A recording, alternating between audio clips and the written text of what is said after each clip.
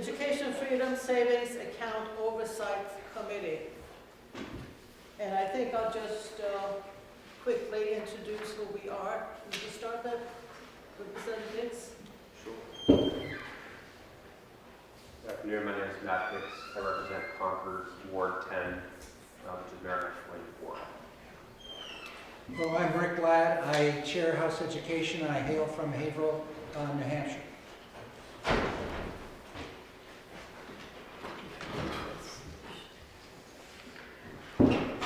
Superintendent State Senator District 5, and I'm based in my home city of Lebanon, New Hampshire.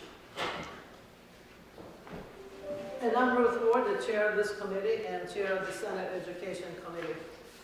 We've had a lot of people asking questions about the EFAs, and actually the committee started out last year, but unfortunately we had 3 people who quit, and we did not really have a full committee that could do any work. So we could not have a report ready, so we are back reconstituted, and we are trying to do our best to get this thing going. We have a lot of questions, or I should say a lot of people have a lot of questions, and for that purpose, I have Commissioner Edelblut, who gracefully agreed that he will come and answer all kinds of questions. And we have some printed here, and if Commissioner Edelblut, would you come up to the table, please? I'm just going to invite some of my colleagues, but they said I'm on my own. Sure. If you don't have enough chairs, just grab another one. That's okay, we can drag some up. I may invoke them to come up and share. So for the record, Frank Edelblut, Commissioner of Education, thank you for calling us to be able to share with you some information about the Education Freedom Accounts today. And I'm happy to, I'll share a little bit of information, and then if you want to get into some of the details, I can try and provide some of that. Today we have 3,345 students who are participating in the Education Freedom Account program. That was our current census. We are in the midst of what we refer to at the Department of Education as our EOY, data reconciliation process. That means that all of our education programs are reporting enrollment and census data to us, so we will see what that looks like. The initial submission from our school districts comes to us on July 7th. We then get subgroup reporting data towards the end of that month with the goal of reconciling the end of the Y census by August 15th. And it's at that point in time that we have accounted for all of the kiddos among the various education programs, just to make sure that we understand where each of those students is enrolled. I thought to open up the conversation here, I would just share some examples of some of the children, the students that are participating in the Education Freedom Account to provide some context for you and the good work that you have done as a legislative body to provide this option for our students and their families. I refer, starting with the Moyo family. This is a single dad who has 2 children that are participating in this program. They initially moved to a non-public school during the pandemic because their school was not open, and it was a bit of a hardship for the father, who is he's a CDL truck driver, and so he was, in spite of the COVID, and he didn't have the option of working from home because his truck wouldn't work from home. He was initially referred to our program through the Southern New Hampshire Services, and he has used his grants for tuition, uniforms, and a computer for one of his children, a 5th grade child. The feedback that we've gotten from the family is that the kids are thriving and they're doing well in their educational setting. Both dad and children are happy. Another family is the Brejnahan family, 2 children in the program. Mom and dad are Paul and Maria. They were having difficulty with their biracial children in the public school system, experiencing bullying and discrimination, and it was the school did all it could to try and address that and make sure that we didn't have circumstances like that. But it became more and more difficult, and they just had to make a decision in the best interest of the children, and they chose to be able to allow their students to move to another educational setting. And then the last one that I'll flag for you is the Leggett family. So Christian Leggett is a former high school mathematics teacher, and so she really has a lot of respect for the teaching profession and always assumed that her children would do well, but she discovered that her 4th grade student, because of some medical issues, had ended up missing quite a lot of school because of the immune system, and this is not even a COVID-related thing. The child just quickly picks up colds, right, and tends to get sick. And last year, school missed 40% of the school year. And so because of this program, she's able to home educate her student in an environment where he can stay contiguously in his educational setting because it's not so dependent on being in a cohort of a lot of other students. And so these are some of the children that this program is supporting. And again, on behalf of those families, I thank you, and they thank you as well for making this possible to them. The other thing that I wanted to flag for you, I have made a commitment all along relative to this program to issue a request for proposal. As you know, we have a sole source contract right now. We actually have an RFP out in the field. We expect that to close, I think it's sometime in July. And we will go through the procurement process just to make sure that we are, getting the best deal for the state, so to speak. And bearing in mind that up until this point, and even as of today, there is only one organization in New Hampshire that is actually qualified and eligible to be able to providing and playing the role of the scholarship organization here in the state of New Hampshire. With that said, I've got a variety of different information, so why don't we just see what it is that you all as a committee are interested in, and I will get you the information that I can.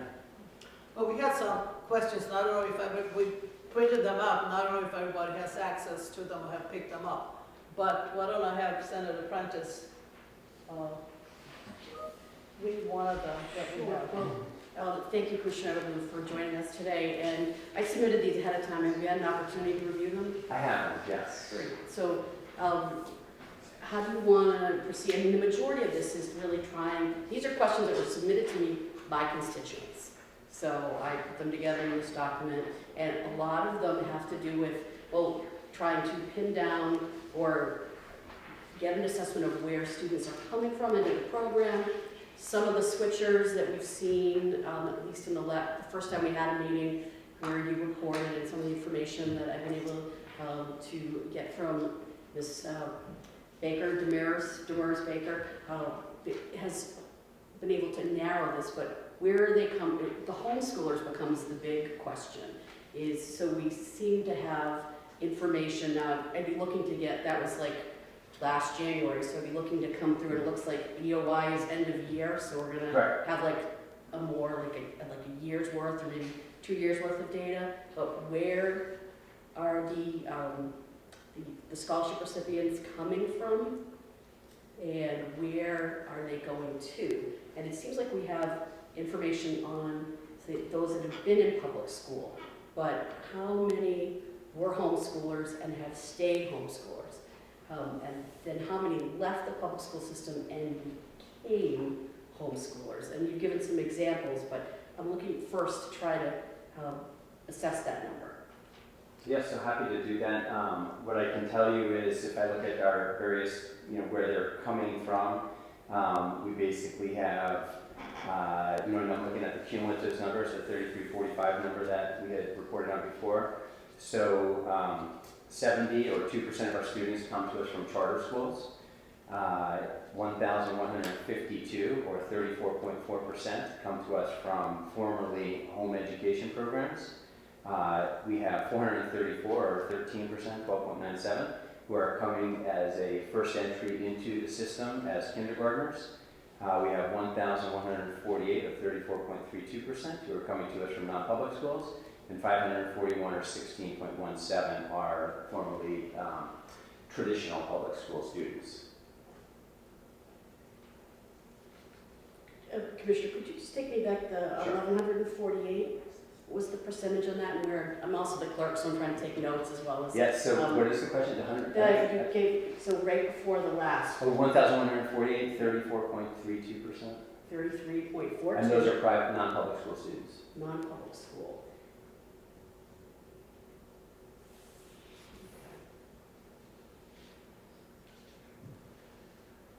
Yeah. Sure, okay. Thank you, Commissioner. So, non-public school, and we talked about the former home, the group that's homeschool. So who's the non-public? That The 1,148. No, but thank you for the number, but what does that define? Who does that include? So that means that they were formerly a non-public They were school. formerly in a non-public school, okay.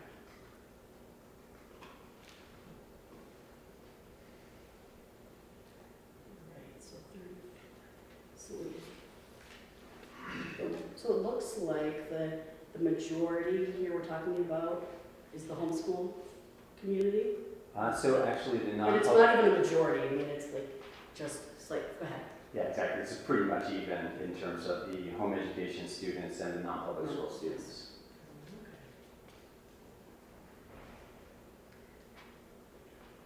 All right, I'm not using, sorry, trying to research. So non-public school, that include Catholic schools, religious schools?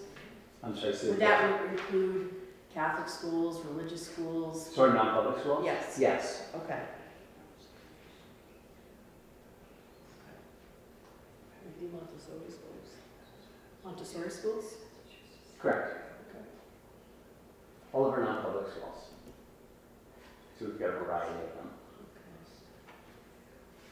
Okay. Right. That starts us, we've got school. Now, so this might, do we have a breakdown? I know again, I received a copy up through, I think it was January of 2020, December of 2022, the beginning of the year. So looking for a full year, so taxpayer dollars for each provider by example. So there was a list that was submitted, but there are more than just, Bishop Brady, Proctor, Concord Christian, Prenda, Shaker. So is there a way to get that list updated? Well, Do so we have a number now? you're referring to where the non-public schools are participating? Yes, the non-public schools that are participating, if I'm a student that is participating and I take that grant with me to that school, how much of that money is going into each of these different schools? Yes, so we have that information only as of December 31st, and then obviously when we close this year, then we will reconcile it again for the next 6 months because the year is still ongoing at this point in time. So we won't have a final accounting until we finish the 23, the 22-23 school year. I have that information up through December. Okay. So before I, move through really just two more of these, it seems to make sense to me, and you've had these questions that have already been published, that we're really going to wait on end of year numbers to fully answer these. Well, It's not a problem. I mean, in fairness and in accuracy, end of year would be the best representation, correct? So typically that's what we've done, is we wait until the end of the year and then we publish information. That's typically how we run in our public school system as well. We don't do kind of mid-year census reports and stuff like that because the numbers are still dynamic at this point in time. Okay. So we would wait till the end, but I do have the information up through the December 31st reporting period. Okay. Do you have it prepared? I mean, rather than read through each question, if you have it prepared, you could submit it to us. Sure, I can give you a respond list to of, that. yeah, by vendor, absolutely. Okay. So what we have is, I have a list of spending by vendor. I don't know if that's what you're, I want to make sure that I'm going to be responsible. Spending by vendor, so, and the vendors, I'm just gonna go and look at what was public, what I have here would include each of the non-public options would be considered vendors. Correct. Those Okay. would be considered participating vendors in the program. Okay, so they're all vendors. There's the vendors that are the schools, and then there are vendors for, like you gave an example of, tuition, so that's the vendor, but uniforms, computer supplies, those are also vendors. So those are categories of spending. Those wouldn't be vendors. But we do have information relative to category breakdown. But if I stick with the vendor as an example, and I pick on this one particularly because I've heard a variety of misinformation relative to this, that some indicate Shop at Amazon is our top vendor. But I would point out that Amazon is also the largest book publisher in the world, and it turns out we use a lot of books and supplies in school as well. So you do see them as our largest vendor in terms of who we're spending money with. So is that the question? And we do have that information. We can provide that to you through December 31st. I mean, I have it through December 31st. So Okay. end of year is, your fiscal year is calendar, not July. You just talked about a It July. would be date. June 30th, would be the end of the day. So that is that's your end Correct. of the year? That would be the end of the So of we're the school snugging year. up to that in the next couple of weeks? Yep. Correct? Okay. So, and actually, I, had originally received this report from Ms. Baker, and, I called her about the Amazon number. I'm like, just curious, and, because I'm not a big Amazon shopper. I do occasionally. My mother is an Amazon shopper, but she was able to explain textbooks, different supplies, and it's a more, I'd say, affordable option for some to get the most for the money that's being spent. So I was, because, my initial reaction was like, why so much? So Ms. Baker was kind enough to, Lots of books, right? yeah, to break that down or explain that to me. So vendor by type of school, non-public school, vendor for all other, which would be supplies, uniforms, computers. Well, so I've got two different lists. I have one is by vendor. This is the company that you spend the money on. Right. And then what we have done is work to provide a category breakdown. So within Amazon, how much money are we spending on books? How much are we spending on supplies? And so we have worked to try and pull apart those numbers. One of the difficulties is in our current system, but this is part of our RFP process. A family may buy multiple things from Amazon. And so do I have the ability to capture the individual categories? And so what we've had to do right now is a manual exercise of pulling apart the individual items that they're spending their money on.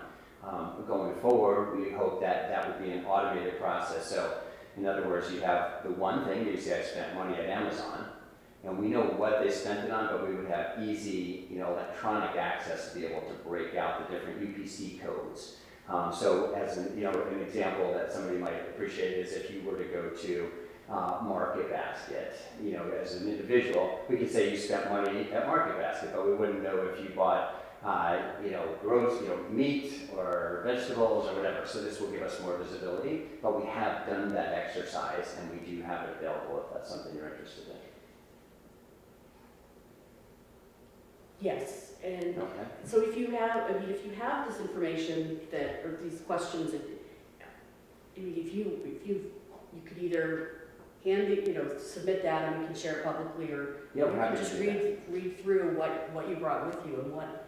Well, I'm happy to submit. I'm just trying to find a more an easier way to go through this and be reading like 1 through 5. And if you've had these and why don't, if you could just come forth. that would be Sure, great. happy to provide that information for you. Know that you had these questions, but wasn't sure what kind of information you wanted to. Probably does not make sense for me to read those. So for example, if I look at my vendor spending report, it is, a 12 or 13 page document, and I don't think you want me to read that at the record. No, And then if I have another one that then this particular one, I sort it so that you can see the largest vendors to the smallest, right? So it's easier for you to say, like, where are we spending the bulk of our money? And then I have another one that's by alphabet, so you can just look up different types of vendors, and you can say how much did they spend at, adventure education, right? If that's a particular vendor that you have interest in. And so you'll be able to see that information as well. And then I have as well information that I can share with you, and I do it similarly by spending in terms of the highest to the lowest, as well as the different alphabetical categories so that you can look at it. The one thing that I tell you relative to the categories is that we continue to improve in there. So I've got categories that sometimes are overly broad in terms of they talk about computer hardware, internet connectivity, and technological services and devices. And again, it's because some of these invoices are combined, and so you're buying multiple things with one invoice. So that is available to you if you're interested. Absolutely, and so Okay. would you be able to post these as you have previously? Yeah, and historically, we always have posted them on the internet. That would And be, they already posted, yeah. No, I think we were waiting for this to be able to post. Last year's were already posted. okay. So we'll wait till the end of year, you'll pull all the numbers together. Yeah. And then post those. Yes. Would you like to have the 6-month review as well? I mean, I can give you 6 months, or I can wait for the year, and I was already going to be publishing the full year, so it's up to you. So I think it makes more sense to publish the full, my opinion is to publish the full year. 'Cause Probably does, but- we're coming up upon that. I mean, if we were talking about, we were back in January, I think it might be a slightly different conversation, but since you're at the end of year, you're gonna have a full assessment. We will. I mean, it will take some amount of time to compile that information because you have to go through a lot of data. So we typically publish that. Again, we don't even get the final EOY reconciliation until August 15th. And so if we want to do a 6-month update, we can do that. Perhaps we could have the website of these for the people who are here, so they know how to access the information. Great. So that will be posted on the Department of Education website, which is education.nh.gov. And then if you go under education programs, you'll be able to find a tab for the Education Freedom Accounts, and it would be linked in there. Did you have any more questions? I'm gonna stop for now, and then I might come back. Okay. Yes, did you have a question? I do. Okay, go ahead. Thank you. Thank you for being here, Commissioner. As I'm trying to educate myself on EFAs, relatively new to this, one of the things that struck me is some of the categories of vendor spending. And so I actually understand Amazon, right? I buy a lot of books from Amazon myself. But I'm seeing things in here like Past Peak and Gunstock and Killington and soccer clubs. What I'm curious about is I consider those to be great enrichment opportunities, part of my school's education program, right, those sports. But I don't quite understand how this money is going to those activities, especially when some of them are publicly available in communities, let's say soccer at the town level. And maybe in the soccer club, they have scholarship programs to help kids already participate in those. So can you help me understand that a little bit? Like why those are on the list and how and why people are receiving state monies for those activities. Yeah, so let me just start with the process. So in order for it to end up on there, first of all, the vendor has to be qualified as an approved vendor. And then if a family goes and they spend money on something like that, that submission of information has to be evaluated through the scholarship organization to make sure that it is connected to the education programming for the individual student. So some of those items that you referenced could be part of a PE program that a student is participating in. And some towns have municipal soccer leagues and some don't. Some students are playing soccer, some are maybe playing lacrosse, or they're playing some other sport as part of that program. And in fact, I would say it's not even uncommon in our traditional public schools for families to be participating in a variety of sports that are through the public program. In our traditional schools, we have all kinds of sports programming, including gymnastics and ice hockey, as well as the traditional football, basketball, and soccer programming. So as a family who would submit something, that would be adjudicated to make sure that it is connected to the educational programming before it's approved. Follow up, please. Follow up. Thank you. Thank you for taking the follow up. The next question is, do these vendors necessarily know that EFA monies are being spent for their services? I'm not sure I understand the question. Well, my school is actually listed here. Okay. And we are not a school that has applied to be a service provider. So I'm what is trying your to school? understand Shakeworth School in Concord. Okay. So I'm trying to understand how two people have put in. This is as of this, what is the date? June last year. Okay. I'm trying to understand how that's the case. We provide about $250,000 in scholarship every year. Okay. So I'm trying to understand what two people put in for reimbursement. But I don't quite understand how they put in for that. My school is not participating in the program. Well, I mean, so the families are able to spend the EFA funds for non-public schools, and yours is a non-public school. Right. And so I assume that those families, your institution would have accepted the payments for those families, I don't know if those particular families were full-time students.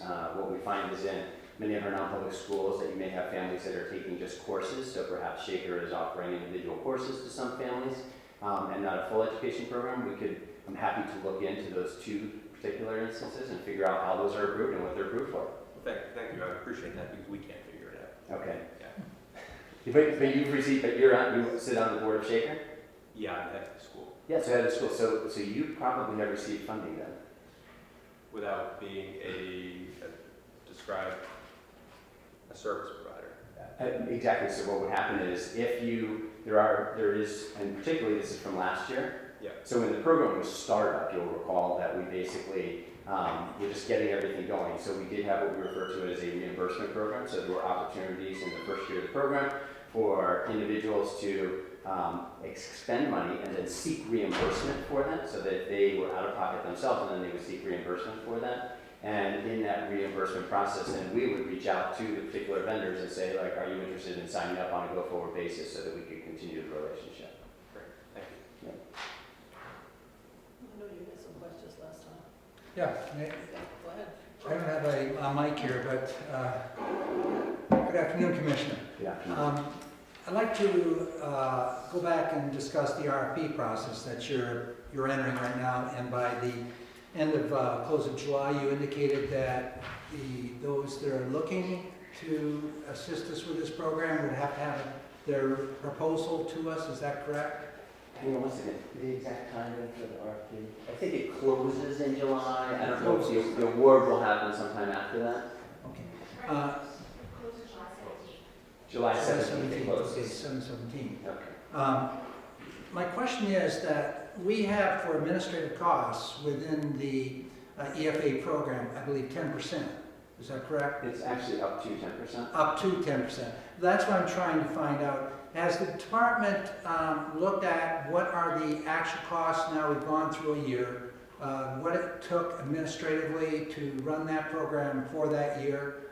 Do you have receipts or some kind of a system to measure what those costs are? So we do, and in fact in the RFP process we're adding an additional layer of having something like that verified through the auditor. And where are the RFPs being posted or? So we've reached out publicly and in our typical spots for an RFP, but then we also reached out to national organizations that would be connected to a type of a program like a education freedom account, and asked them to post the RFP as well to try and make sure that we're casting a broad net and we attract as many individuals as possible. And my last question around this topic would be, within the Education Committee, we've had folks coming saying, is it cheaper for the department to run this program, or is it better that it be done by a third party such as the scholarship organization? Have you had any feedback or any kind of discussion regarding this?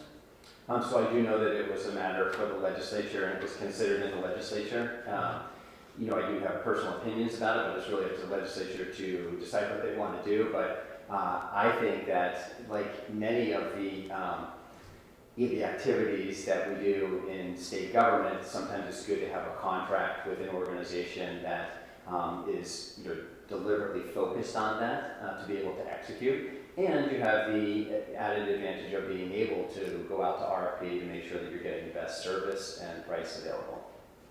And I have just one last question for that now.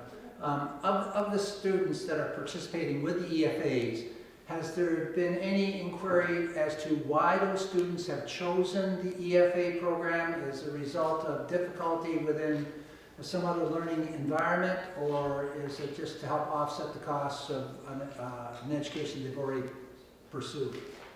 I'm not sure I completely understand the question. I did share a couple of those stories early on of individual families that are doing that. But we do know that obviously this program is limited to individuals presently at 300% of the federal poverty level or below.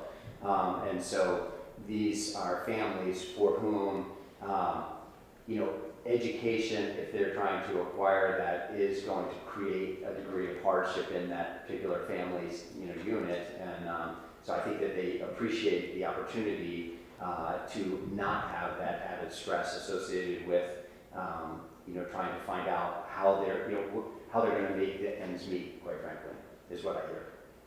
Thank you. Any more questions? Not right now. Did you have another question like that? I do. Thank you, Commissioner.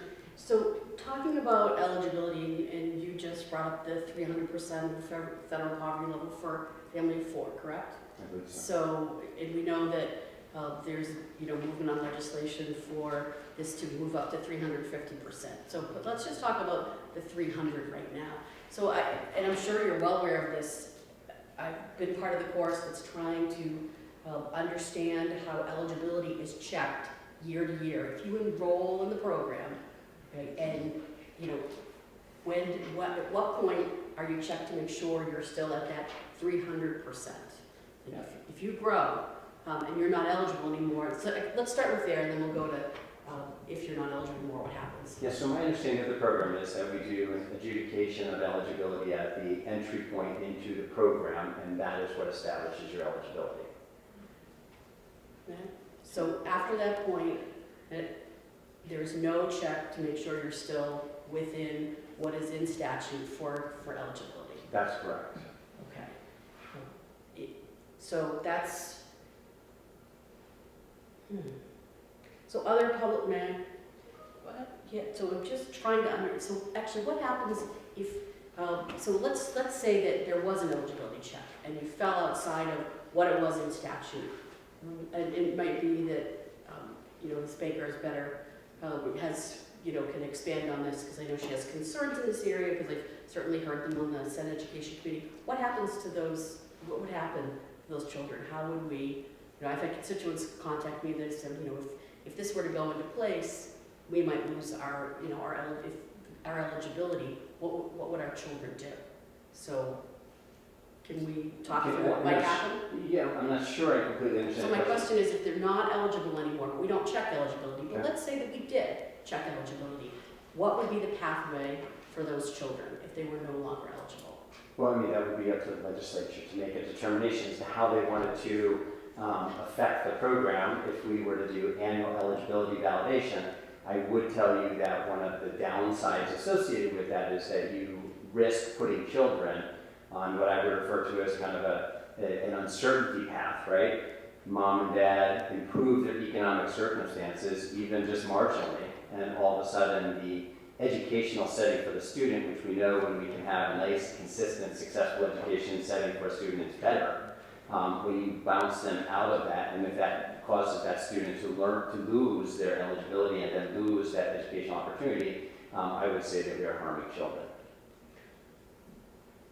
Follow-up? So it's not my intent to harm children, but to try to understand what this might look like, because if you just described if their financial status were to marginally improve, they could maybe no longer be eligible if we checked that. But in I'm sure this is not new to you, in other programs that have public dollars flowing into them, like let's say Medicaid, if they fall out of that eligibility, they no longer, which is checked annually, they no longer have access to that program. So I'm struggling to understand why we have this in one place for certain publicly funded programs and not in the other. But at the same time, Commissioner, let me be clear, and I said this on the Senate floor, it's documented in my remarks, in no way am I looking to bounce children out and harm them, but I think that we have to have an eligibility check, and we need to know what to do or how to address that. So again, that's a legislative matter that you all would have to decide from a policy standpoint. I would tell you that as you described, this re-adjudication of eligibility, it has a high risk of harming children.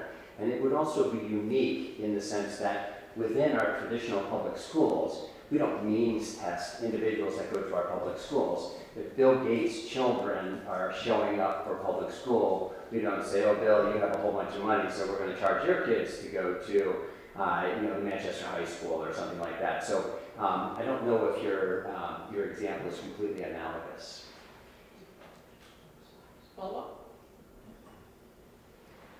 But public school is public school, and private school and non-public school are different. So that's where this splits. Yeah, so I'm happy to address that as well. And there is a difference between this and that. So our individuals who are participating in the Medicaid program, which is the one as an example that you suggested, those individuals receive that benefit, and then they can take that benefit to any medical provider that they want that is willing to accept. We don't have that circumstance in education, right? So what we've done is, the individuals are allotted based upon their zip code in terms of where they are going to go. So that's why I mean it's not analogous. If we wanted to make it analogous, what we really would do is that we would use an approach whereby the education funding that the state and potentially the local communities provide would follow that child wherever that child was seeking that education, just like in Medicaid. A family, who is eligible for Medicaid in the town of Litchfield can get their medical services in Nashua or Manchester or Bedford or any other community. So it's difficult to use the overly simplistic analogy, I think, given that program compared to this program. Okay. So I have a question. I have heard from a lot of recipients who really feel that the EFA program money takes away from public schools. So I think that it would be good to know how exactly is the EFA program funded? Yeah, so I'm happy to address that, and I too have heard that, that statement. And what I can do is I can 100% assure you. So the amount of money that our traditional public schools are required to receive is enumerated in statute in RSA 198. And Caitlin, who is sitting behind me, and I make sure that every year, whatever the statute says that we are supposed to provide to public schools, that is where those funds go, right? So oftentimes you hear people say that somehow we're diverting funds. So we're not diverting funds to Shaker, we're not diverting funds to anybody. We basically pay based upon the statute that has been enacted. So whatever the statute is that's enacted, those are the funds that are directed towards those individual educational programming. I think that there are hyperbolic motives may drive some of the statements when you hear something to say like somehow the funds are diverted. And what I mean by that is, in some respects, the funds that the state uses to fill potholes could also be allocated toward, public education. But we need to fill the potholes too. So I can tell you that as an agency, we pay exactly what the legislature requires us to pay to all of our public schools. And how is this,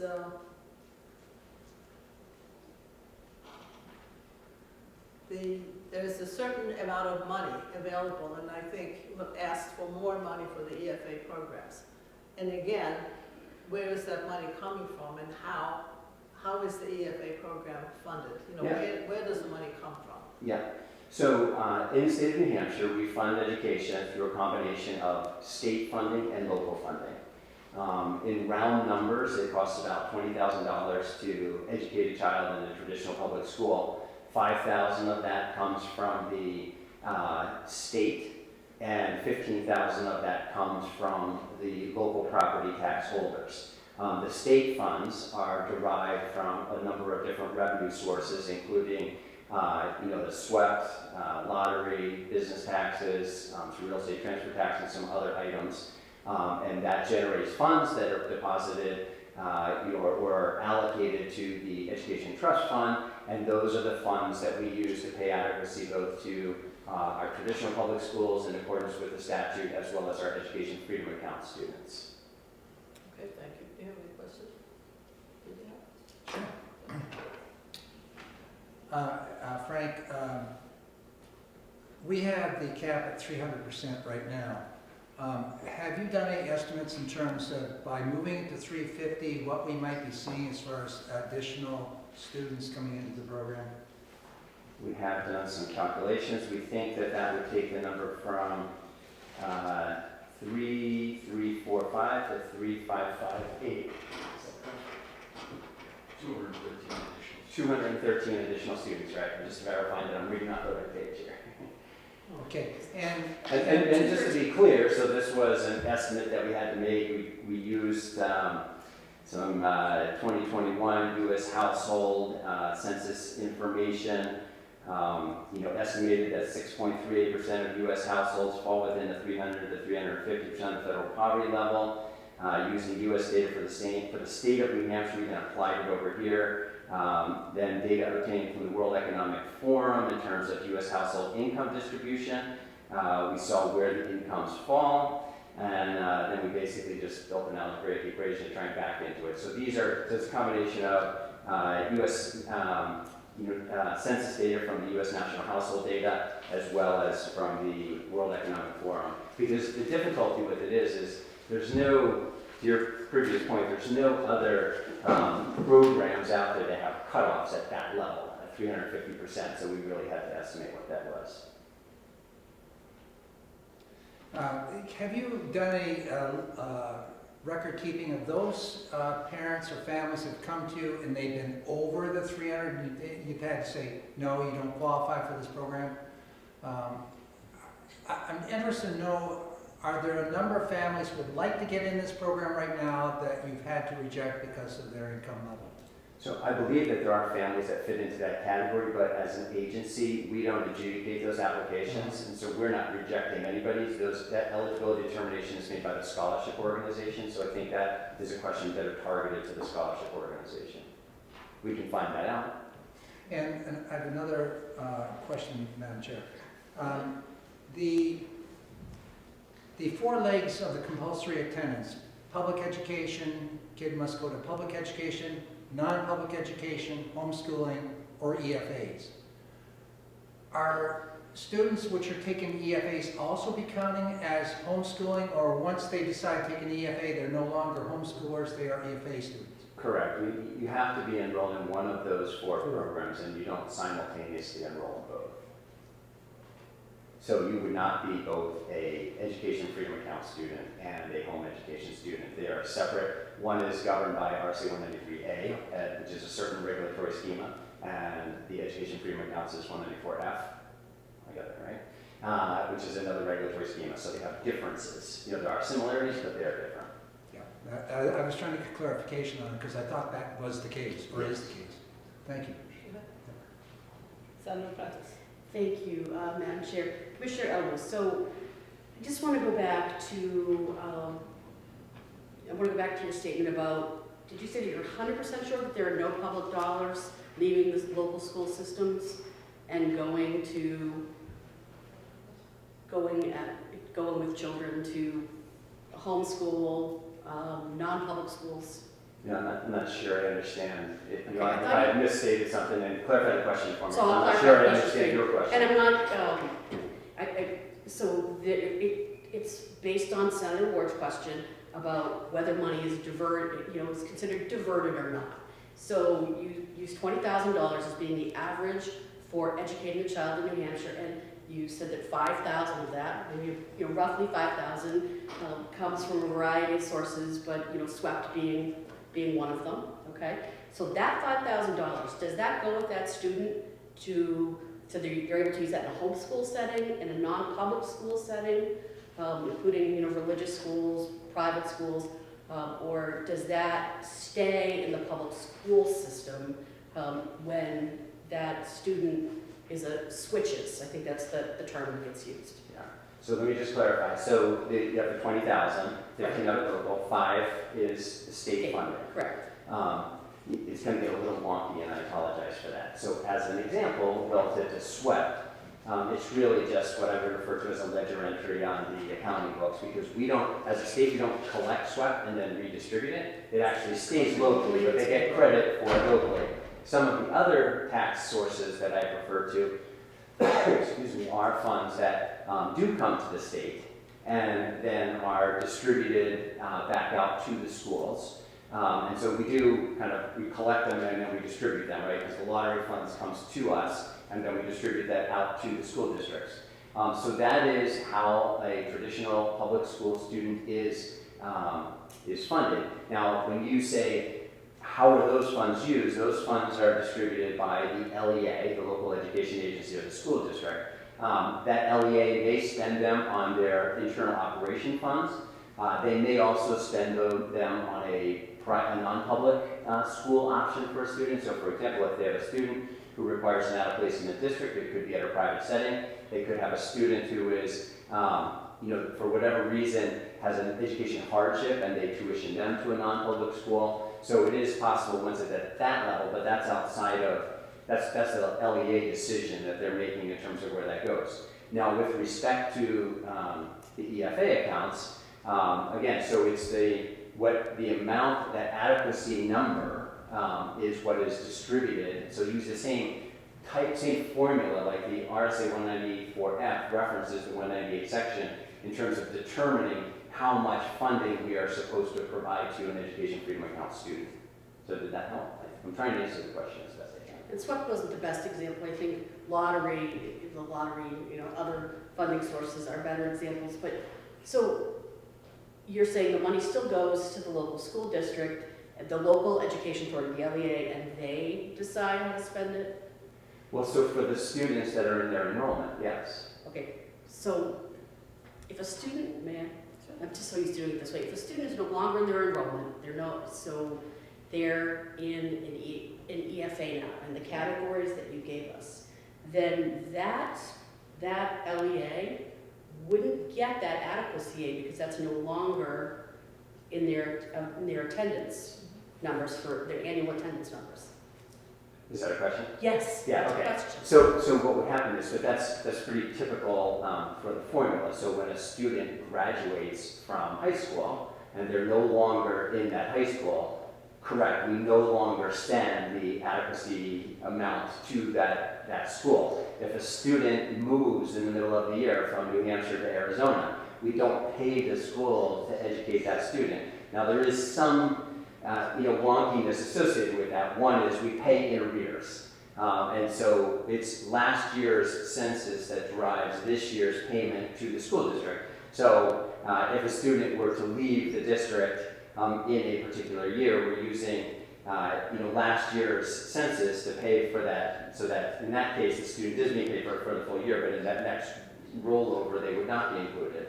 And then I think another, and again, I'm happy to dig into the weeds as much as possible, but then there's the other, what we do is we have a protection program that the legislature put in place relative to the education freedom accounts for the districts, whereby in addition to paying in arrears, so they're receiving funds for students that are not there in that particular case, that we pay one time for the next year, and then the next year we pay 50% of the adequacy to that district. So they basically get another 1.5 times the adequacy for 2 years just to help them in that transition, because that student is not there, so they're not receiving those funds. Those are going to the education freedom account, and the school has a 1.5 years of funding for that student for that transition, I think is what you're alluding to. So K through 12, or after that transition's over, that funding no longer comes to that school district if that student is not there. Not that they've graduated, but we're expecting the K through 12. Yeah, so we pay, the way that the law works is we pay schools for students that are being educated in that school. Okay. All right. And I'm just going to point out, so I have about a 10-minute hard stop. Okay. Any more questions? Good. So can somebody have EFA and the scholarship money? So the EFAs and the scholarship fund are stackable, the way that the current law works, yes. Okay. Do you have any more questions? Are you all set? I think we have, we're pretty well set. Thank you. Okay, and so thank you for letting me come. And so what we will do, we've got these 6-month numbers compiled, but as soon as we compile the full year results, we'll present that information to you. And if we need something else in the meantime, either the 6 months results, which sounds like you have some of that already, or anything else, please feel free to reach out to the department and we will get whatever information we have. Okay. Thank you very much. Just quickly, sorry, to Representative Ladd's question about where the RFP is posted. You said the traditional or the typical places that you post it. I was quickly just trying to scoot around your website. Where would be, outside of going to some of the national organizations that you talked about or opportunities, do you have a place on your website, or is it run through Department of Administrative Services? Yeah, so Department of Administrative Services Okay. hosts a site for RFPs. Maybe there. All right, great. Thank you. Thank you very much. Thank you. Do you have any questions for Kate Baker? Any more questions? Any questions for Kate Baker? If we can talk about some of the administrative costs, that Kate may have, yeah, I have a few there. Kate Baker, would you be willing to come up to the podium? Yeah, I can talk to you guys, Cole, as long as you know I don't have anything prepared. You get what's in my head, if you like that. I'm Kate Baker, DeMars, I'm the Executive Director of Children's Scholarship Fund. I administer the EFA program in New Hampshire, and I'm happy to answer attempt to answer any questions you have out of my head. What I'm doing is I'm trying to seek some information in terms of administrating the program. We initially put the program up to 10%. Where are you approximately with that, and what are some of the, I would say, the larger costs that you're incurring that may have been unexpected? So in the first year of the program, with all the startup costs, we did use the 10% administrative costs. We had to put a new software platform together. We had to hire and train additional staff. It takes now, at this point, 10 full-time employees to run this program, so you have that in there. This school year, we did do an assessment at the end of the year, Representative Ladd, and we did find that we were able to run this year at 7.97, so we've already realized some efficiencies in our operations. When we realized we were able to run at 7.9, remember it's up to 10%. When we're paid, we have to withhold that money from the families. And then when we realize we can do it for cheaper, we can give that money to the families. So we did a reconciliation last month, found we were at 7.97, and awarded an additional $250,000 to the students in the program.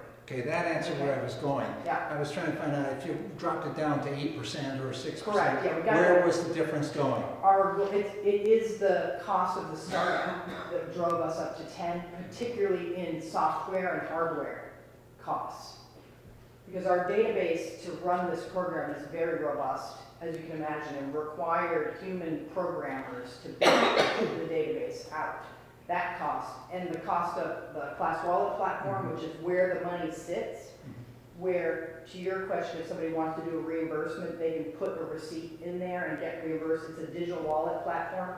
The cost of that also had an initial cost, an implementation fee, and fees up front.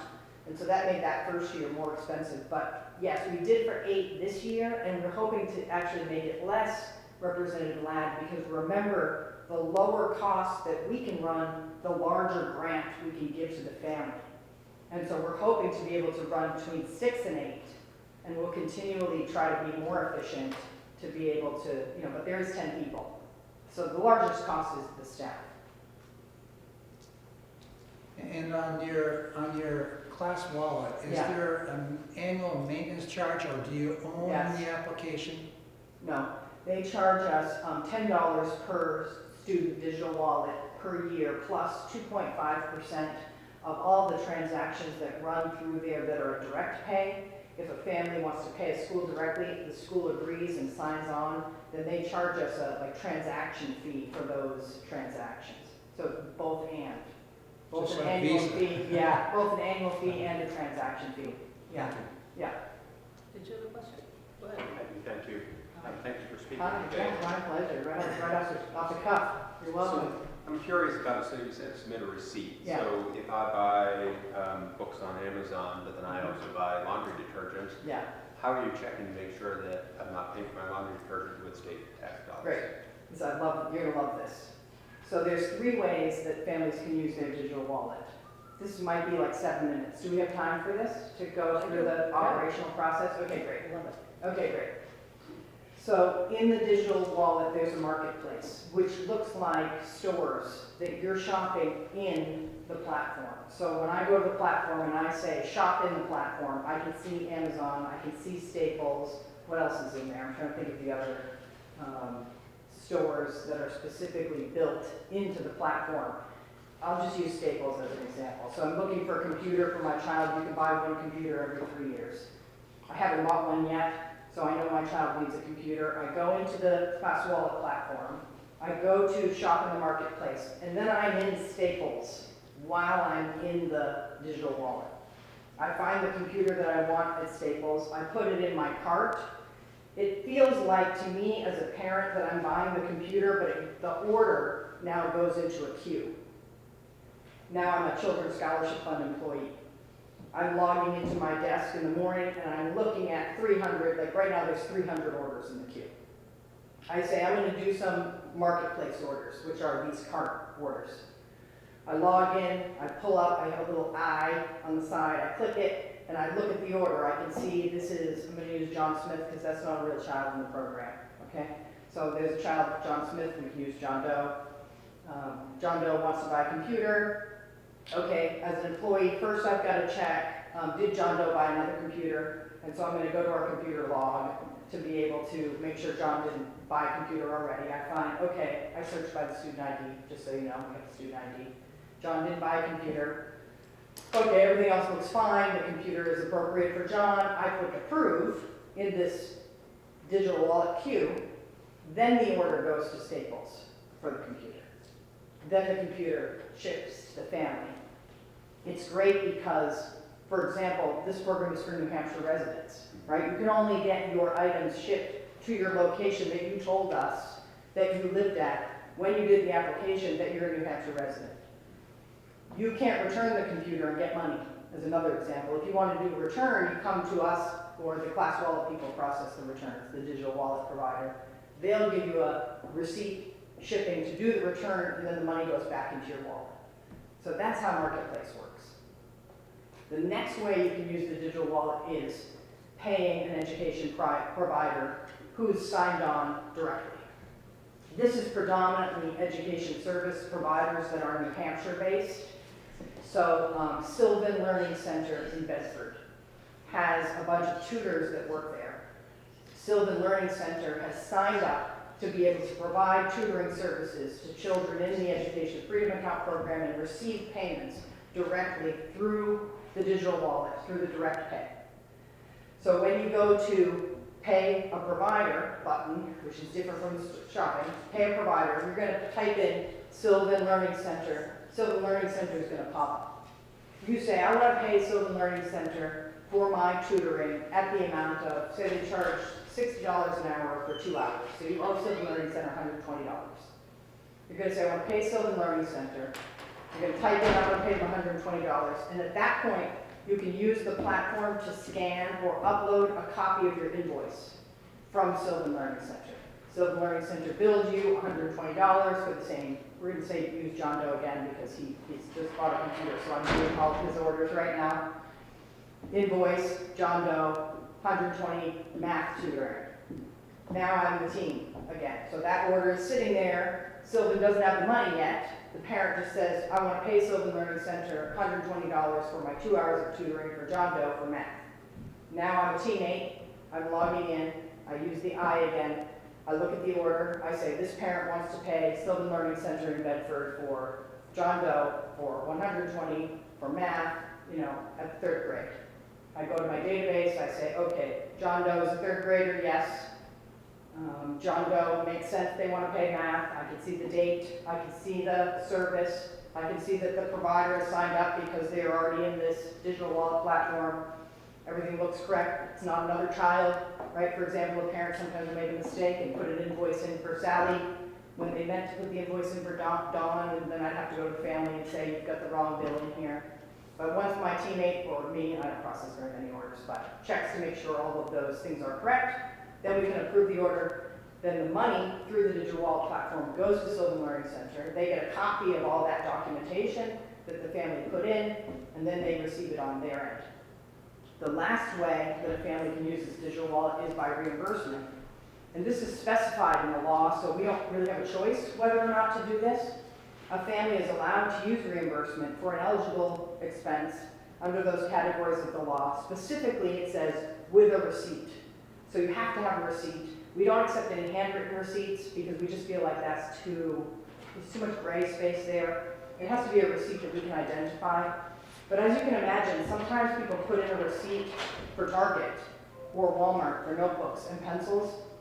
And so when we're looking at a receipt, we have a checklist of things we're going through, but in essence, if it's a Target receipt, my team will be Googling the SKUs to make sure that it really is notebooks, it really is pencils, and then saying, yes, that's allowable. We'll also remember checking the grade of the child to make sure. Sometimes a family will put in a receipt for textbooks, and it's 2 kids, and it should be 2 receipts and not 1, right? It's a textbook for John and a textbook for Sally, and so the team's like, okay, there's a 6th grade textbook and a 3rd grade textbook, but we know John's in 3rd grade.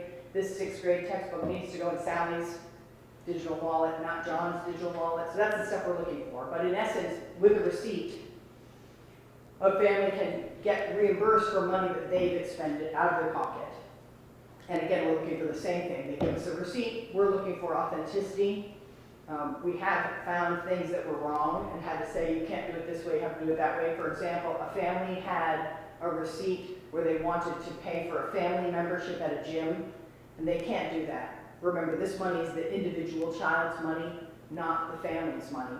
So you have to use it to pay for your individual child's physical education curriculum requirements. The thing you might find interesting is, in the law, there is a list of core knowledge subjects. It's the same core knowledge subjects, to your confusion, Senate Apprentice, that are required for homeschooling, right? And so it looks a lot like the homeschooling law. But families have to, they're agreeing when they participate in this program to address all of their children's curricular and co-curricular needs in that core knowledge list. And so health and physical education is in there. And so if you were taking a class or a course, that's something that might look to us like a gym, right? Like the YMCA, and you're going there for a class or course, and that's your physical education requirement, then yes, you could absolutely use this. And if you had a receipt and could prove to us that you had paid that provider in that amount, then you can be reimbursed. And so there's a section of the digital law that does that. How is that, everybody? How are we doing? Are we doing I'm good? already tired of filling out Are all we these doing things. good? Were you able to Yes, breathe it all during that? I mean, the checklist to approve the orders is this 8-section if-then checklist that we go through to be able to make sure that, you know, and I think this is a discussion for the future. Right now, we are processing these orders like, it's like psychotic. I mean, it's so neurotic, right? We're looking for like a missing comma and things like that. And so I guess my question to you maybe in the long run is like, no one else is doing or functioning in the education space, I think, with dollars, with this level of like scrupulosity. And so I think kind of as an organization, kind of as a state, we have to decide like, is there some allowable margin of error? Because right now we're running at 0, like no risk tolerance, no error. And I do wonder, you know, in the long run, like, do I have to make sure the pencils for John instead of Sue, or should I just be able to say pencils are always allowed? And so that's kind of where I'm at now, where I'm looking at how this is running and how it's scaling.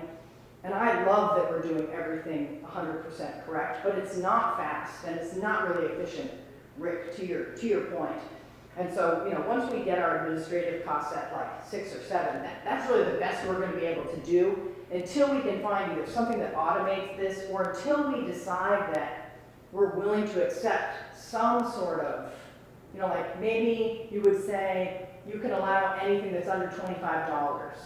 Because then if you made a mistake, right, and you had something in there that wasn't, you know, maybe we would have that level of relaxedness. I mean, that's not how we're running it right now. Right now we're running with a microscope where we're Googling the SKUs on the Target receipt to make sure that everything, you know, and we're denying Clorox wipes because Clorox wipes is a household item and not an educational item. But, you know, I'm just wondering, like, is that really, you know, in the long run, philosophically, we'll probably have to have that discussion. You know, to be super more efficient. We have to be able to automate some of this, and right now it's not really automatable, if that makes sense. In your last year, have you identified any cases of possible fraud? So this, you know, gym membership was a good example where the family was trying to use the reimbursement to. I think most of it is people still learning how to use the program, because predominantly this job is a teaching job. Like, we might think of it as a compliance job, but it's teaching the families what is allowable and unallowable in the program. What else have I got me, you guys? Anything else? Do you have any students or families that are using money from the EFA to tuition their students to another public school? Yes. And so what is the rate that, is it the 0.15 of the base cost?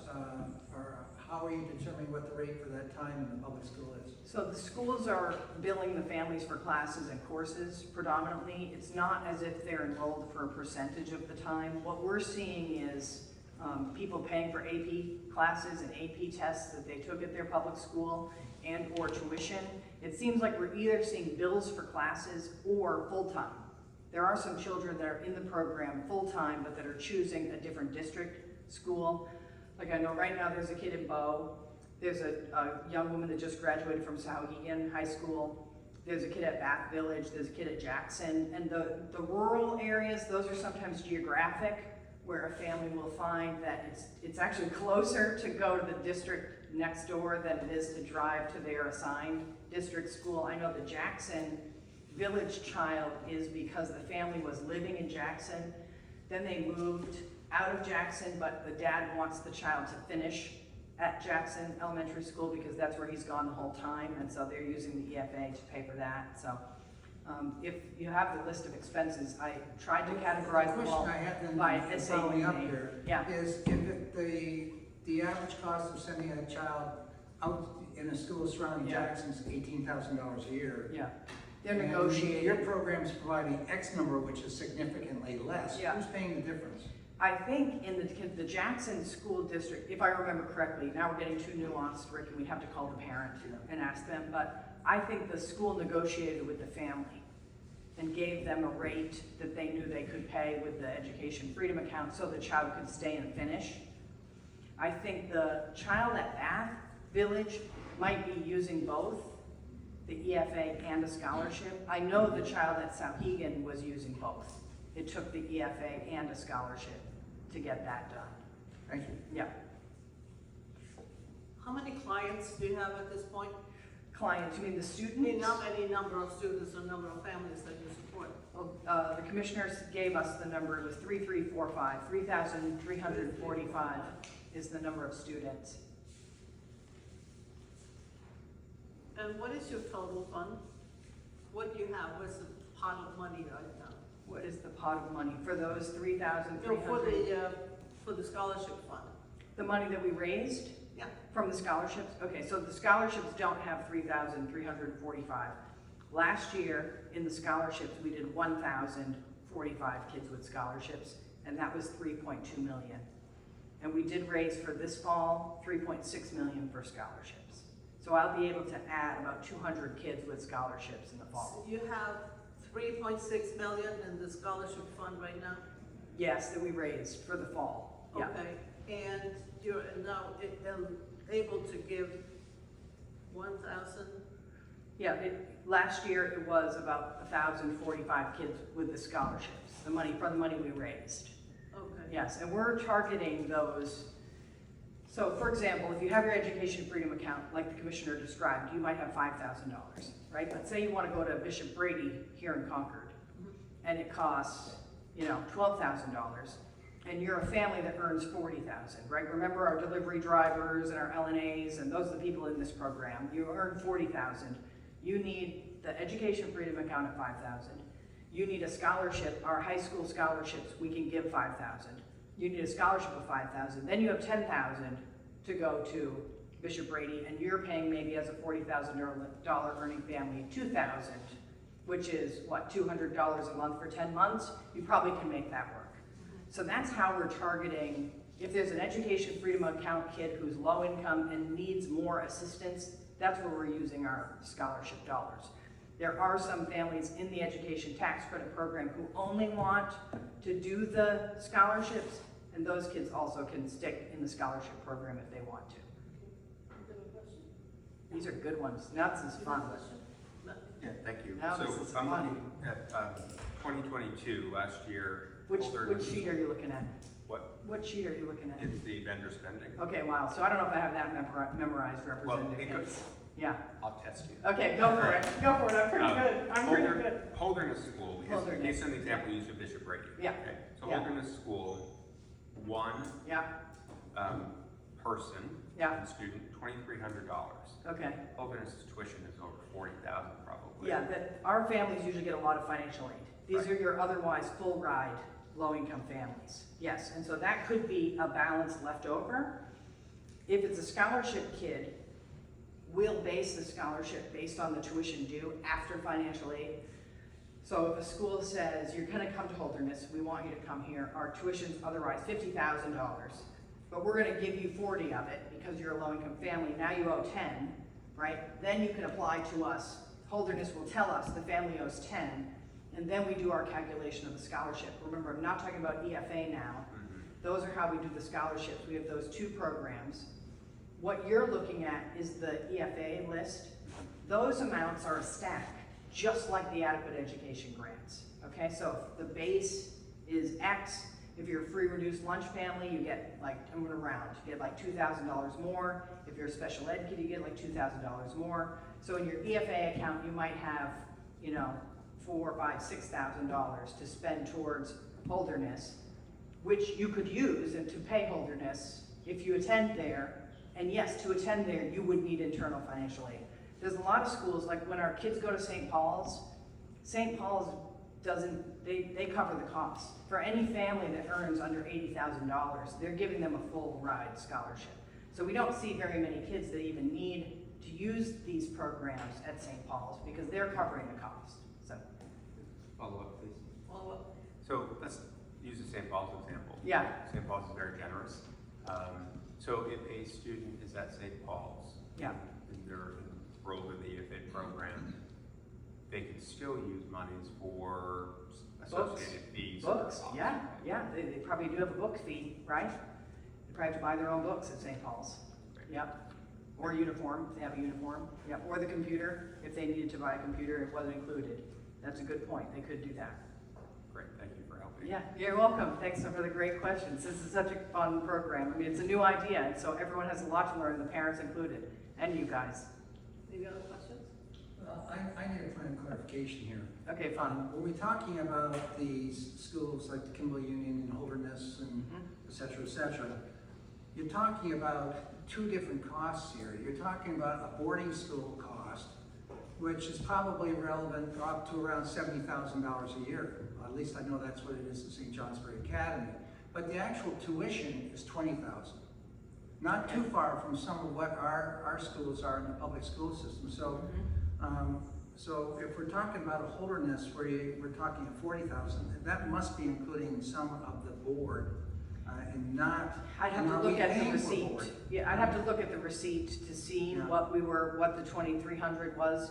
What I will tell you is we don't see a lot of those kids. Yeah. Most of our students are choosing low-cost private schools in their town that they can drive to, right? Like Montessori and Waldorf, or to your point, the little Catholic school down the street, like you have St. John's here in Concord.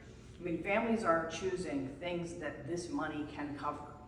And so you're gonna find that most of the kids are in those situations. It's a very weird offshoot where you have a kid that is at, you know, Holderness or one of the more expensive prep schools. Most of the time, remember, these are the kids that are covered by the full scholarships. If you're at a school like St. Paul's, they might need it for something that's, but again, I'll put those kids almost in the same bucket as the kids that are choosing the out-of-district public schools, right? Like you remember, I can explain those kids. That's kind of a similar scenario. If you want to choose an out-of-district public school, the public school doesn't have financial aid, right? So to your point, you have to find a way to make up the difference. And so the way I think about it is this is an empowerment program where we're giving people opportunities to try and do these kinds of things. Like I would never want to regulate it to the point where we didn't give somebody the opportunity to try to make going to Sauhegan in Amherst work, right? And I was so glad to be able to get that family to that $10,000 mark so they could pay Sauhegan $10,000. And yes, then the school district said, okay, we want you to stay here. We're willing to work with you. And many of them will do that. And so that's the same type of scenario when you're saying a child might choose Holderness or St. Paul's or, you know, Proctor. It's the schools saying, we've admitted you to our school and we're gonna help you make it work. And if this piece that you're participating, the scholarship or an education freedom account, is a small piece of how you're paying your piece of the tuition, like many of them, they say, great, let's do that. But most of the families are low income and staying in their neighborhood and choosing something that they can get to, like a school their child can walk to, and a tutor that has a tutoring center downtown and buying books and curriculum. Although I don't think it's bad to talk about the unusual circumstances, but the number of kids choosing an out-of-district public school probably kind of looks like the number of kids that are able to access those prep schools. And yes, don't I wish more kids could access those amazing schools? Of course I do. But in essence, you know, they're not the overwhelming group of these kids in this program. Excellent. Any other questions? Good to see you. Yeah. So, I was looking at a map, the heat map. Yeah, I don't, yeah, the DOE made that, so you'll have to ask them. All right, no, well, I wasn't But I could asking guess. so much about, Yeah, but what's been your experience? 'Cause Yeah. it seems to be that there is more of, Yeah. I see more that, activity in the southern, like this. middle Yeah. part of the Yeah. state, and then like some- this. Yeah, some of the more rural areas, Yeah. say not Yeah. as much. Yeah. What's been your experience Yeah. with this? I mean, there are more children able to access schools where they're schools, remember? And so in New Hampshire, there's an organization that did a geographic study, and I can't remember who it was, but they basically plot mapped all the non-public schools in the state, and they did say that every child in New Hampshire has a non-public school within like 45-minute drive from where they are. So it's not a desert. We don't have any school deserts really in New Hampshire. There are places where people can choose if they are in some sort of, you know, whatever their situation might be. I'm a bullied kid, I'm up north, I need to go somewhere else. You could get somewhere else. So that's not, geographically isn't a problem. But our population density is, you know, the distance between Keene and Portsmouth, and then from Concord to Nashua. I mean, that's where people are in New Hampshire, and so you would obviously see that. In addition, remember, you have to be 300% of the poverty line or below to get in this thing. And so if you look at the heat map, I'm sure you're seeing the concentrations in those places where there's low-income families, where the number of free reduced lunch kids are higher, like Rochester, Somersworth, Claremont, Berlin, Gorham, Franklin, Laconia, right? Manchester, Nashua, Concord. I mean, that's where there's the highest concentration of free reduced lunch kids. And the program is 50% free reduced lunch kids. And so that's where they're gonna be. The thing I do notice is we do have that rural seed that goes across. And I don't wanna say those are all families who were homeschooling and now they're EFA kids, but when you don't have something that's easy to get to, or you have a medically fragile child, or you have some kind of extenuating circumstance, you probably do see, if we went through and checked every one of those, like, where is this family in Ossipee doing? What is this family in Lancaster doing? What is, you know, we might find that there are more of those educate at home kids in those rural areas because of access. And this is just circumstantial, right? Remember, that data's out of my head. I'm just guessing. So, That's what it is. thank you. Is Yeah. there a way to sort it by where people are moving within, say, that C and the more populated areas? So when you look at, you know, where EFAs are being utilized, can you tell how many are homeschool, how many are non-public, you know, by drilling down to community by community? It's interesting, and you bring up a really good point. I mean, there is a way to kind of cross the state in a clip of time. Yeah. But I'm looking at an area where it's utilized more, Yeah. it's more populated, and Yeah. it surprised me that it wasn't utilized more in the more rural parts of New Hampshire. Yeah. So Yeah. I'd be interested in knowing. Yeah, I mean, the hard part is the way the commissioner described it. That, remember, this is unbundling, right? And a multi-use educational digital wallet account. And so you may do multiple things with this money. To Representative Hicks' point, if a child went to a school and had a scholarship, they could use this education freedom account for books or other types of expenses that they had, and they might be enrolled in a school, right? And so the challenge from a reporting standpoint, or to your question, tracking each individual child by provider, doesn't necessarily work because there's multiple providers for each child. And I totally understand your question where you're like, can't you just tell me if the stinking kid goes to a private school or if the stinking kid is doing multiple things? And the answer is almost all of the kids are doing multiple things. Does that help? It does, so So I think it would not by be vendor, better but to look by, at dollars. by zip code. Just look at, they did do a town distribution by number of kids participating in each town. And then. But I would just look at the dollars on the vendor sheet and look for the larger concentrations of dollars, because you know that's numbers, larger people expending dollars at the provider. I mean, to me, that makes the most sense of the way to look at it, because every kid is using this the way it was intended, which is a multi-use account for their educational expenses for all of those things, all of those categories in the law, or multiple things in different categories. And so that is a challenge where it's like, you know, you can't put them they don't fit in this, now they're all round pegs, right? There's no more square holes for them, I guess. So, That is a good question though, Senator Prentice. I also love data analytics, and so I like the way you're thinking. Just the way the system works right now, I can't imagine how we would be able to pull that data, because for example, if we pull the number of students by provider, the kids would be duplicates, right? Because you'd have a kid in a school, and then a kid at a tutor, and then a kid buying some books. They would look like 3 kids. You see what I mean? Yep. And so you'd be like, hey, do you have 10,000 kids in the program? No. But that's how many students used each different type of, because it layers on top of each other. you see what I mean? So but you can pull it by zip code, but once you get drilled into the zip code, you can't, that's where there may be multiple, they're using, say, multiple vendors. They might Seems be like some public, some home. Most of the Them paid non-public. people are using multiple providers in this Okay. program, that, you know, because they come to it to do that, right? Remember, they're coming to us because they want to do something that's out of the box. And so usually they're using multiple providers. It's actually less children using one provider than not. And so again, if I gave you a report that was kids by education service provider, there'd be duplicate children, you know? And so rather you'd have to do a kid report, right? With all the providers, but then it would be, you know, then you'd be in the lines of data are 15,000 lines, right? So then you'd be in like 15, 40, 30 million line land, where it would be useless data at that point. Yeah, so the unbundling thing is the thing to try and wrap your mind around, just in general. Yeah. Because this is a whole different way of thinking, right? This is a, you know, rethink education, post-pandemic thing where people were like, we know now this didn't work for our kids and this did. You know, we liked remote, now we want to keep doing remote, right? Things like that. And so it really is a different mind shift. It's totally different thinking altogether. One question that pops up. Yep, you're welcome. Thank you. Is, are you being audited?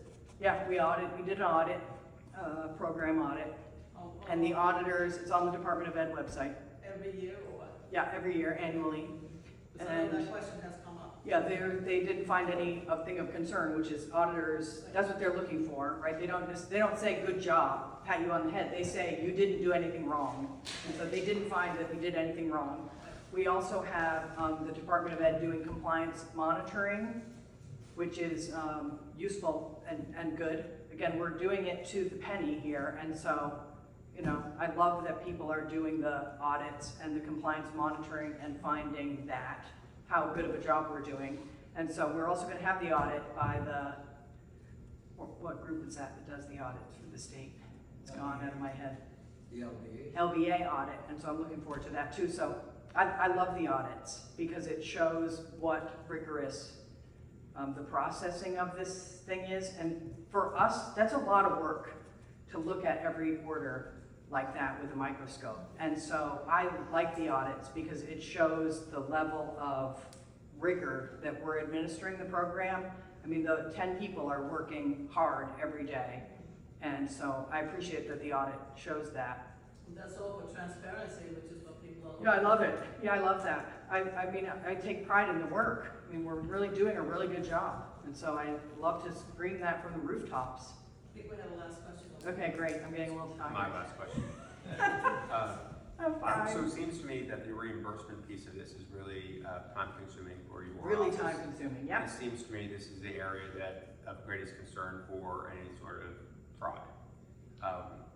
Yes and no. I mean, you can find, if somebody has a receipt that's a legitimate receipt, it's pretty obvious. They also can show you the form of payment. You know, they can show you a canceled check or something like that. And so I don't feel like it's that, and remember, we're pre-approving everything that comes through. And so if a family's thing isn't up to snuff, we just say no. And so there isn't really an opportunity to get money in their pocket without having someone with a microscope making sure that everything they've done is totally compliant. And so it's not that big of a challenge. The bigger challenge for us is the situation that you described earlier, where there's a school that doesn't necessarily want to participate, but the expense is allowable anyway. And so a family will come to us thinking that they can use it, you know, for say a non-public school in New Hampshire, and they want to use their education freedom account at this place, but not everyone wants to be in that digital wallet, in-class wallet, doing those direct payments.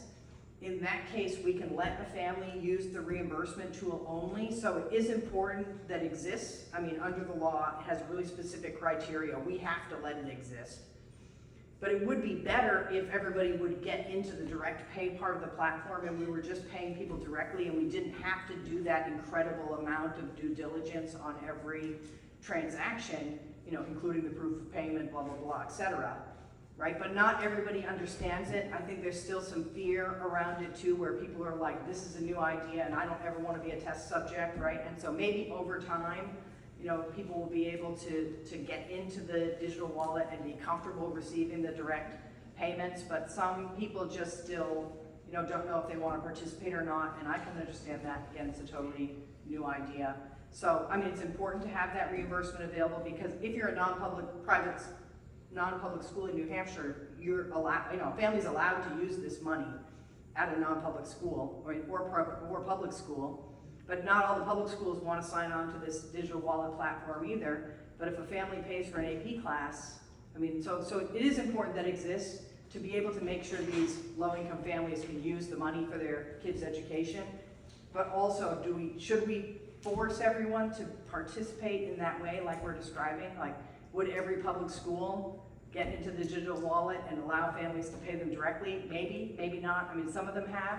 Some of the ones that are a little more, I don't know, it seems like anxious because they want the income, or they're, you know, more interested in particularly these families, or they know a student, they're like, we know this kid wants to pay us with this, so we'll sign on.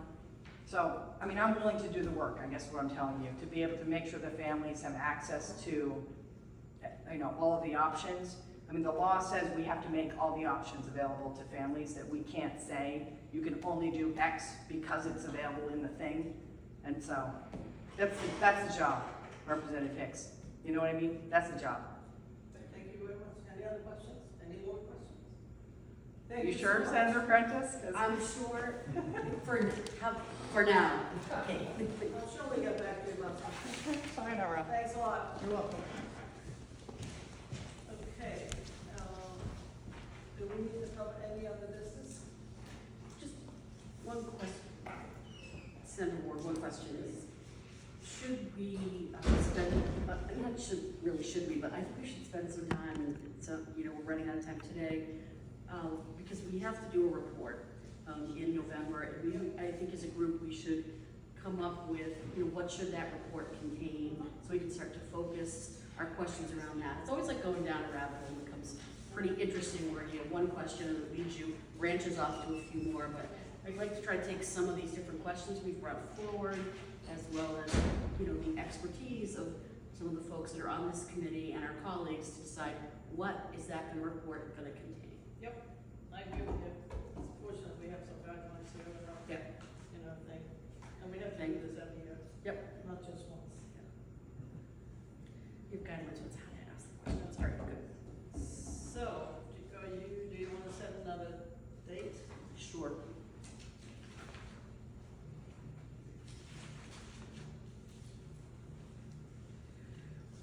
I don't have my calendar, but set a date anyhow, we'll talk about it. I'll look at it.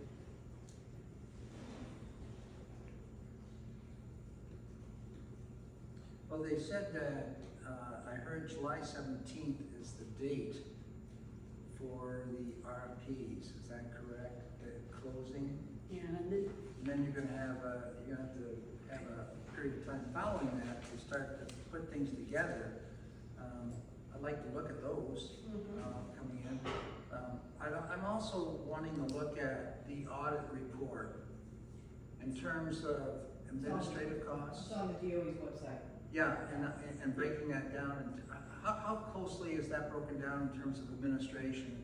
You know, it doesn't, I don't think it's in the audit report. The audit was about the audit, not like a profit and loss type of thing. so where would we find that, okay, I heard that of the 10%, we're using about 8%? Yeah, that would be for the end of, so perhaps we wait till the end of the year, and then we could compile those things. And if we're talking, what's, taking an average cost of $5,000 per kid, Yeah. that's what, 3,300 or so kids, 8%, we're talking about probably about $1.2 million in administration. That makes sense for 10 employees, right? Well, that's just quick math, and, Yeah. you know. So basically, what I'd like to do is see that broken down a little bit in terms of labor. Are there any benefits, like, is there any kind of health plan you have? I don't know if you do or not. I'd like to see that, yeah. Okay.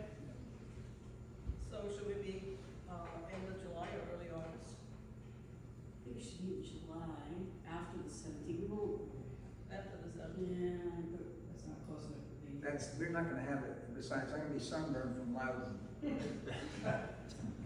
okay.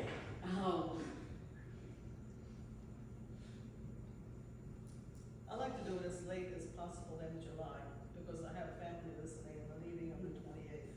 I mean, it's fine to go late in July or early August, but then we should have some of the end of year data or year-end data, and we can start to, like the statute up, try to hone in these under, some of the, what we shall submit a report on, and be a little more, So I don't want to speak direct out the of questions. the Department of Ed, but the commissioner said August 15th was when that year-end report was closed, Yeah. and then they reconcile after that. Do we want to meet still in late July, early August, and take the statute and draw, the lines over to the different questions that we want to submit? Like have it, obviously it's always open to the public, but make it a little more like a work session. So that, to me, I just like to set out that course. Do that before the end of July? Or it could be early August is fine. So Representative Ladd, when is your time allowed? Well, that's usually around the 15th or so. I am going to be out of town for a little bit of July on college hunting with grandkids. And we're going down to the Carolinas to look at UNC Wilmington, Clemson, those schools. So I'd like to have a month of July where I can do that without having to think about it. So early August, yeah. I would say August sometime. Okay. Second week is better for me, I'm away the first week of August. What? I'm away the first week of August, so the You're second away week the would be better. Well, I guess we can meet the last day in July. No, we're fine as long as we're early August. It's just, Okay. and I'm respecting people's, plans and time off. Right. I do want to get back, and maybe we'll have some information then, but take, the 194F12, and dig into those sections and How about just setting a tentative date, so that we have something to Sure. go with, and then we can work on it. do you want to stay with, because we'll be out.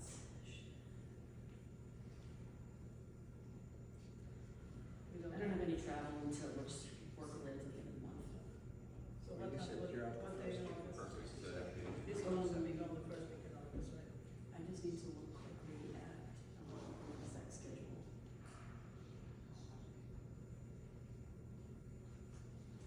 Matt, you said you're gone the first week in August? Yeah. Okay.